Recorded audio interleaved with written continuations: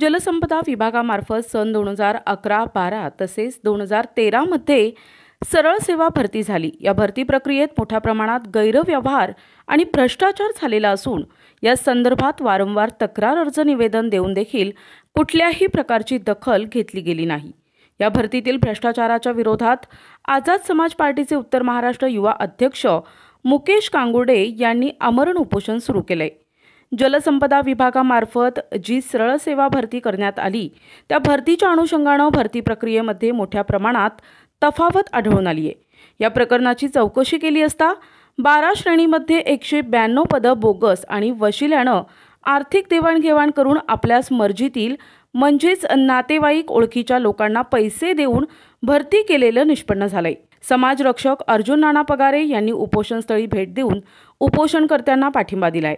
या भरती दरम्यान टंकलेखक, शिपाई, senior clerk, driver, junior clerk अशा विविध पदे भरण्यात आली, परंतु भरती प्रक्रिया राबविताना पारदर्शकपणा नव्हता असा आरोप मुकेश कांगुर्डे यांनी केलाय।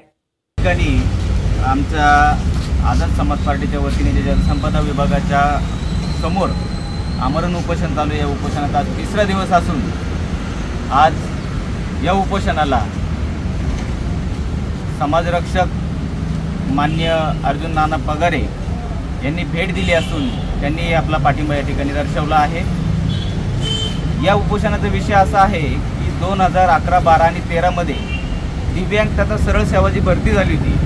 तर या भरतीमध्ये मोठ्या प्रमाणात भ्रष्टाचार करून गैरमार्गाने बरेचसे अधिकारी यांनी आपले नातेवाईक, मित्रपरिवार यांना या भरतीत गैरमार्गाने सामील करून घेतलेले आहे। तसेच सर्वात महत्त्वाचा मुद्दा, यांनी धोक्याने SC आणि STच्या जागांवरती जनरलच्या जागा भरलेल्या आहे। हा संपूर्ण बहुजन समाजासाठी एक खूप मोठा धोका आहे।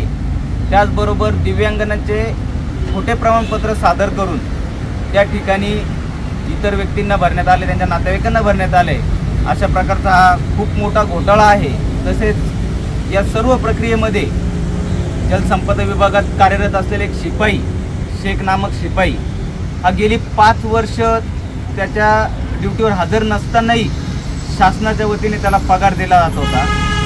काही दिवसापूर्वी आझाद समाज पार्टीने त्याच्या विरोधात एक पत्र दिलं की याची SITची चौकशी करण्यात यावं।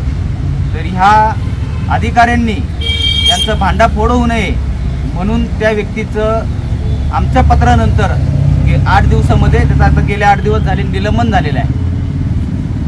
आमची अशीच मागणी आहे की ह्या भरती प्रक्रियेत धोक्याने ज्या लोकांची पदं भरले गेलेत, शासनाची फसवणूक करून जे लोक पदं भरले गेलेत, या प्रत्येकाचं निलंबन झालं पाहिजे। तसेच तत्कालीन जे काही अधिकारी कर्मचारी होते यांचंही निलंबन झालं पाहिजे। काही अधिकारी हे सेवानिवृत्त झालेले आहे। सेवानिवृत्त अधिकाऱ्यांची संपत्तीची चौकशी झाली पाहिजे, त्यांची चौकशी होऊन त्यांच्यावर कारवाई झाली पाहिजे, त्यांच्यावर फौजदारी गुन्हे दाखल झाले पाहिजे अशी आमची मागणी आहे। जोपर्यंत हे निलंबनाचे पत्र आमच्यापर्यंत येत नाही आम्ही हे उपोषण सोडणार नाही। या संदर्भात चौकशी व्हावी या मागणीसाठी गेल्या 3 दिवसांपासून मुकेश कांगुर्डे हे उपोषणास बसलेत। शासनाने भरती प्रक्रिया राबविताना खऱ्या उमेदवारांवर अन्याय झाल्याची भावना अर्जुन पगारे यांनी व्यक्त केली आहे। उपोषणकर्त्यांची मागणी रास्त असून त्यास उचित न्याय मिळालाच पाहिजे, अन्यथा आंदोलनाची व्याप्ती वाढविण्याचा इशारा अर्जुन पगारे यांनी दिलाय। समाजाच्या कुठल्याही लोकांवर अन्याय, अत्याचार सहन केला जाणार नाही असा पवित्रा अर्जुन पगारे यांनी घेतलाय। या प्रसंगी आयुब बनेखान, मुकेश साळवे, नितीन निकम, सागर कटारे, तुषार सूर्यवंशी, अमोल आहेर, संदीप मोरे, गणेश निकम, भरत राजपूत, गणेश सलवार, शशिकांत आहेर, मनोज हिरे, सुमित काळे आदी उपस्थित होते। प्रतिनिधी गुड्डू शेख, दिशा न्यूज, नाशिक।